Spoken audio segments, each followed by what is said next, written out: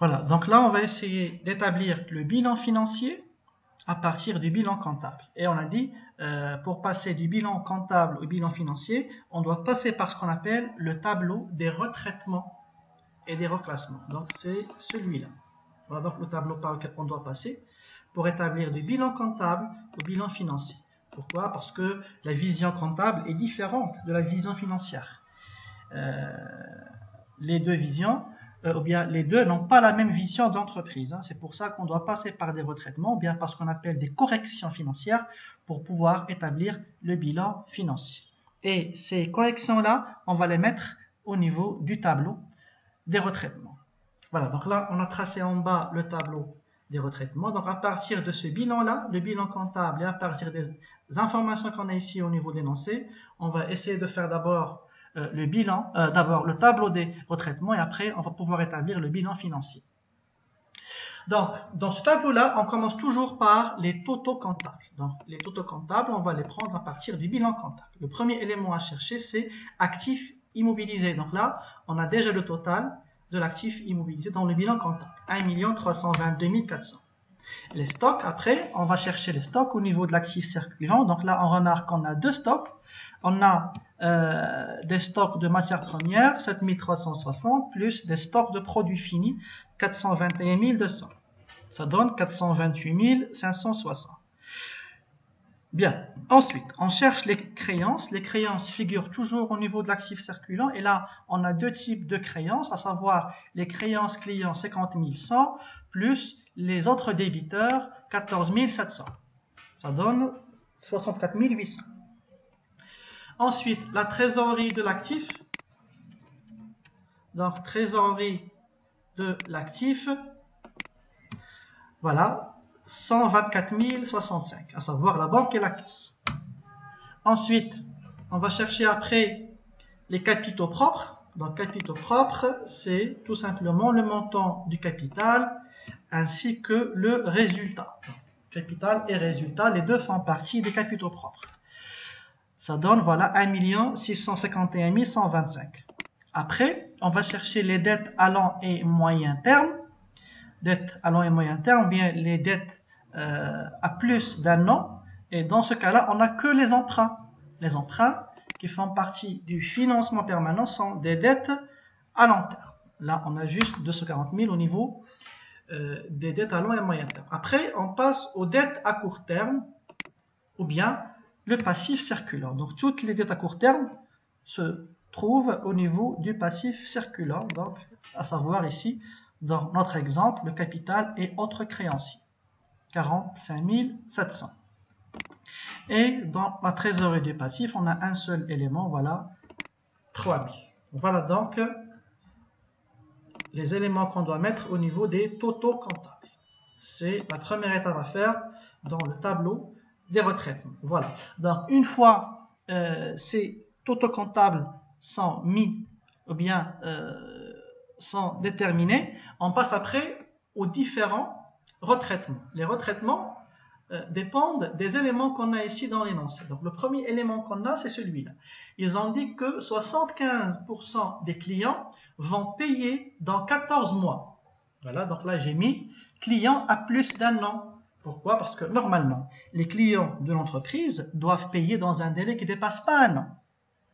Mais des fois, on peut trouver des clients qui vont payer dans 14 mois, dans 15 mois ou plus. Donc, nous, on doit faire une correction financière qui consiste à retrancher ce montant-là des créances de l'actif circulant et les mettre après au niveau de l'actif immobilisé et plus particulièrement au niveau des créances immobilisées. Pourquoi? Parce que ces clients-là ne sont plus des créances qu'on va recevoir à court terme, ou bien à moins d'un an, mais elles vont devenir des créances à plus d'un an. Donc ils ont dit combien ici? 75% des clients vont payer dans 14 mois. Donc comment on va faire? On va prendre le montant des clients qu'on a au niveau du bilan, 50 100, et on va le multiplier tout simplement par 75%. Et on va le mettre au niveau de l'actif immobilisé. On va le mettre au niveau de l'actif immobilisé. Et les retrancher des créances. Ou bien les enlever des créances. On enlève 75% des clients. Voilà, à plus d'un an, on les enlève des créances et on va les mettre au niveau de l'actif immobilisé. Pourquoi? Parce qu'on a dit ils vont payer dans un délai qui va dépasser un an. Voilà donc comment on peut retraiter cette première information. Ensuite, deuxièmement, ils ont dit que la valeur estimée du matériel informatique est de 689 000. Comment ça la valeur estimée? C'est la valeur, par exemple, c'est la valeur actuelle, ou bien la valeur sur le marché. C'est bon? Donc nous, on doit comparer cette valeur-là avec la valeur comptable, ou bien la valeur qu'on a au niveau du bilan de matériel informatique. Voilà, celui-là. Là, comptablement, le matériel est inscrit, ou bien il est acquis à 220 200. Mais réellement, il vaut, bien il est estimé à 689 000. Donc, c'est comme si on a une plus-value. Sa valeur a augmenté. C'est bon? Et comment on va faire? Dans ce cas-là, on cherche ce qu'on appelle une plus-value sur le matériel informatique, parce que la valeur a augmenté. Si la valeur a baissé, dans ce cas-là, on va avoir une moins-value. La plus-value, il faut l'ajouter au niveau de l'actif immobilisé, parce que ça augmente les IMO de l'entreprise, et c'est une ressource aussi qu'on doit ajouter au niveau des capitaux propres. Mais d'abord, on doit chercher. C'est la différence entre la valeur estimée, 689 000, voilà, le montant qu'on a ici au niveau des données, moins la valeur comptable. La valeur comptable, c'est 220 000. Je répète, je fais la différence entre la valeur estimée et la valeur comptable. Si le montant est positif, on va avoir une plus-value. Si le montant est négatif, on va avoir une moins-value. Là, le montant sera forcément positif de 469 000 qu'on doit ajouter au niveau de l'actif immobilisé. Et je mets le même montant au niveau des capitaux propres. Pourquoi? Pour garder l'équilibre au niveau du bilan, ou bien pour avoir ce qu'on appelle l'équilibre bilanciel. C'est bon? Monsieur? Oui? Matériel informatique, c'est 220 200, c'est pas 220 000. Ah, pardon. Oui, oui. Merci. Merci beaucoup, Grâce. Je rectifie. On a dit 689 000 moins 220 200. Bien. Voilà, ça nous donne une plus-value de 468 800. Très bien. Ensuite, qu'est-ce qu'on a après? On a un stock outil de matières premières de 7800. D'abord, c'est quoi un stock outil? Le stock outil, c'est comme un stock de sécurité. Et donc, c'est un stock qu'on va garder dans l'entreprise pour faire face à toute rupture de stock, bien à toute insuffisance dans le stock. Et donc, c'est un stock qui peut rester dans un délai qui dépasse un an. C'est un stock qui peut rester à plus d'un an. Et donc, on va l'enlever de l'actif circulant et le mettre au niveau de l'actif immobilisé parce que ce stock-là devient un élément durable et non pas un élément circulant. Donc, combien on a de stock outil? 7800. On va le mettre au niveau de l'actif immobilisé et on va l'enlever du stock. Donc, moins 7800 au niveau des stocks. Voilà donc comment on peut retraiter le stock de sécurité ou bien le stock outil. C'est la même chose. Ensuite, après on passe à la suite, on a après un stock rossignol. D'abord, c'est quoi un stock rossignol? Un stock rossignol est un stock invendable. C'est un stock qu'on n'arrive jamais à vendre, qui va traîner dans les magasins, qui reste dans l'entreprise et qui fait perdre de l'argent en termes de rentabilité. Et donc, c'est comme une perte pour l'entreprise. Donc, toujours, le stock rossignol, comme on ne va jamais le vendre, il faut l'enlever du stock. Donc, 3830 moins, 3830, on va l'enlever du stock. Et comme il fait perdre de l'argent, donc, il faut l'enlever aussi des capitaux propres. Pourquoi on l'enlève aussi des capitaux propres? Parce que normalement, ça baisse la rentabilité ou bien ça va diminuer le montant du résultat. Et le résultat figure bien sûr au niveau des capitaux propres. Ensuite, l'élément suivant, 4390 des autres débiteurs sont réalisables. Comment ça? On va pouvoir encaisser tout simplement 4390, voilà, du montant global des autres débiteurs. Le montant global est de 14 700, mais on va encaisser que 4390. Donc, il faut l'enlever des créances et le mettre bien sûr au niveau de la trésorerie, parce qu'on va l'encaisser. Donc là, j'enlève les 4390 parce qu'elles sont réalisables. Autrement dit, elles sont encaissables. Et donc, moins, pardon, pas ici, c'est au niveau des créances. Moins 4390. Et comme on va l'encaisser, donc là, plus 4390 au niveau de la trésorerie de l'actif. Voilà donc comment on va pouvoir, si vous voulez, retraiter le montant des autres débiteurs. Et le dernier élément, c'est, ils ont dit que la valeur du matériel et outillage représente 55% de la valeur réelle. Donc comment ça? Donc là, il faut revenir au bilan. Quelle est la valeur? Quelle est la valeur du matériel et outillage? La valeur est de 767 000. Quelle valeur d'abord? C'est la valeur comptable. Et ils ont dit dans l'énoncé que cette valeur-là représente 55% de la valeur réelle. Donc on va l'écrire. On va essayer de mettre ça sous forme d'une équation. La valeur du matériel, donc là je vais mettre la valeur comptable bien sûr, la valeur du matériel et outillage représente ou bien égale à 55% de la valeur réelle. C'est bon? Donc j'ai essayé juste de traduire cette information-là sous forme d'équation. Ensuite, quelle est la valeur du matériel? C'est bien sûr la valeur comptable, la valeur qu'on a ici au niveau du bilan. Combien on a? 767 000. 767 000, voilà, égale à quoi? Égale à 55% ou bien 0,55, la valeur réelle que je vais symboliser par VR. Et donc la valeur réelle sera égale à combien dans ce cas-là? La valeur réelle sera égale à combien? Sera égale à 760 000 divisé par 0,55 et ça va donner, si on fait le calcul, ça donne, donc si je prends ce montant là et je le divise par 0,55, ça va donner une valeur réelle de 1 394 545. Donc là on remarque que la valeur réelle dépasse la valeur comptable. Donc on aura une plus-value. Pourquoi une plus-value? Parce que la différence entre la valeur réelle et la valeur comptable sera positive.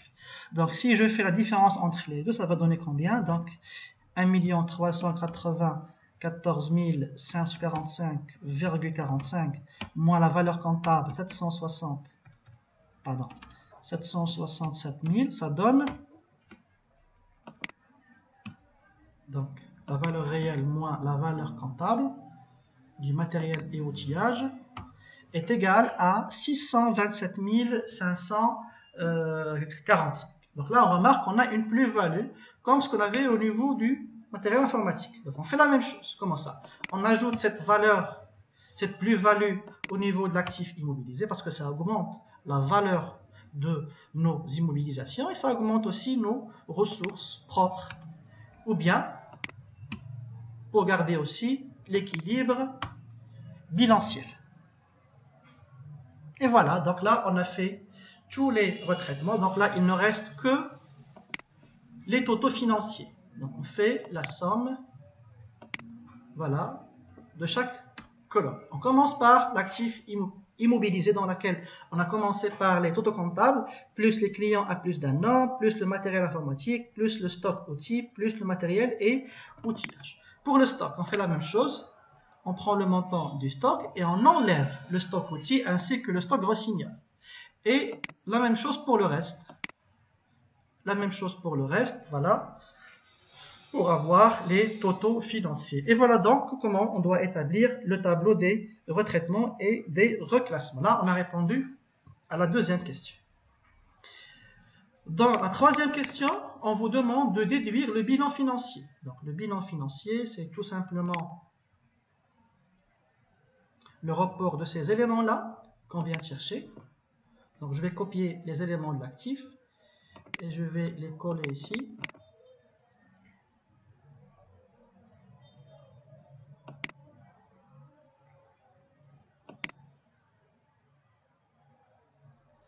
Voilà, donc là j'ai copié les éléments de l'actif.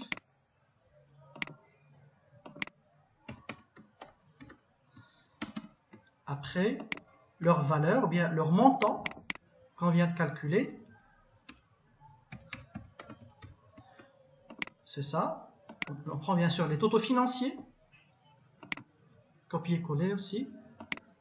On fait un collage spécial.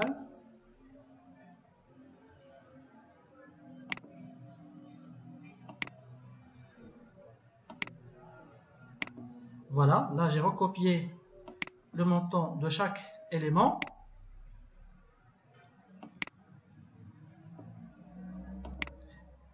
Le total de l'actif.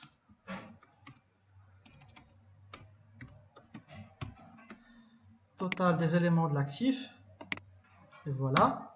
Donc 3 032 340,45. Après, on fait la même chose pour le passif.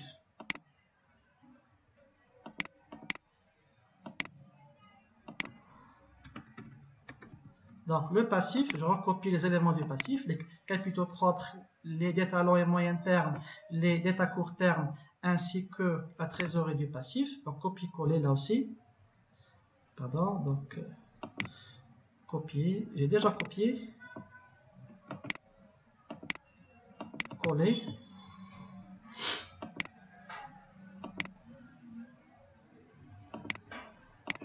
Voilà les éléments du passif avec leur valeur financière, bien avec leur totaux financier.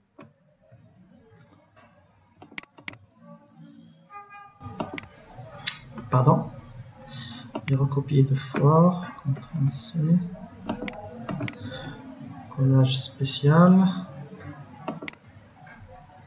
Je recopie que les valeurs transposées.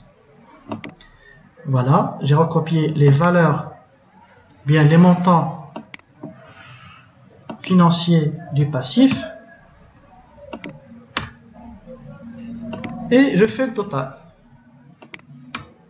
du passif.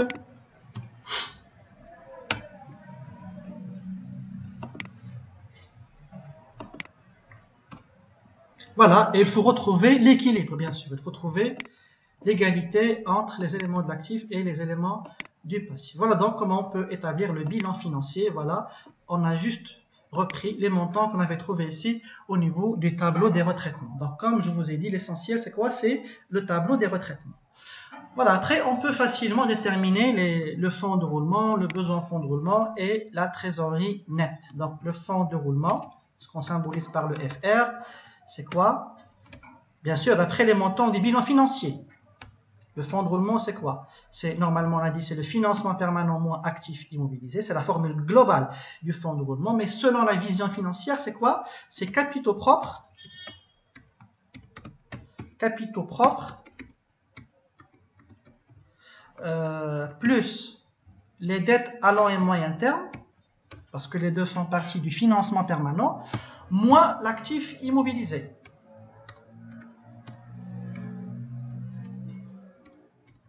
Voilà donc la formule selon la vision financière, bien selon le bilan financier. Combien on a? Bon, on fait le calcul directement, ici. Donc, on a dit capitaux propres, 2 734 640,45 plus de talons et moyen terme 240 000 moins l'actif immobilisé 2 464 120. Ça nous donne un fonds de roulement de 519 520. Ensuite, le besoin en fonds de roulement, le BFR.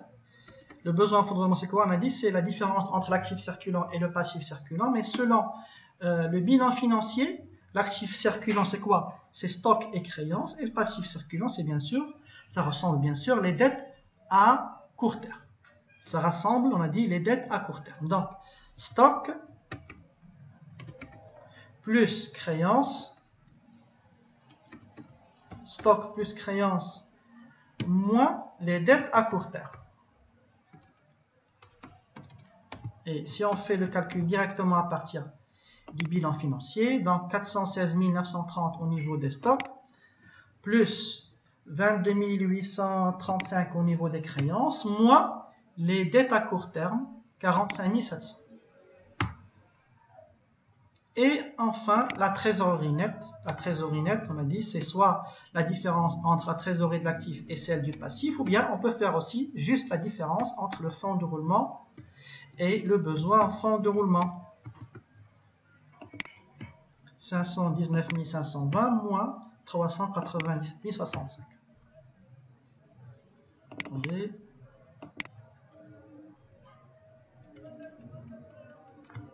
« 519 520 moins 397 065, ça nous donne une trésorerie nette de 125 455. Voilà, donc le commentaire, bien l'analyse de la structure financière. Là, on va juste dire, bon, même commentaire qu'on dit toujours au niveau du fonds de roulement. Bon, le fonds de roulement d'abord, il est comment? Il est positif. Donc là, on va dire que l'entreprise arrive à financer ses ressources à l'aide de ses emplois. Le besoin en fonds de roulement est positif, donc l'entreprise a un besoin de financement. Pourquoi? Parce qu'elle n'arrive pas à liquider ses stocks et à encaisser ses créances pour faire face à ses dettes à court terme. Et ce BFR, il est couvert par le fonds de roulement. Pourquoi? Parce que le fonds de roulement est supérieur aux besoins en fonds de roulement. Voilà, ce qui permet d'avoir une trésorerie nette positive. Et donc, on va dire que malgré ce besoin en fonds de roulement, la situation financière de l'entreprise est équilibrée. Voilà. Voilà donc comment on peut établir le bilan financier et comment on peut interpréter le fonds de roulement, le besoin en fonds de roulement et la trésorerie nette.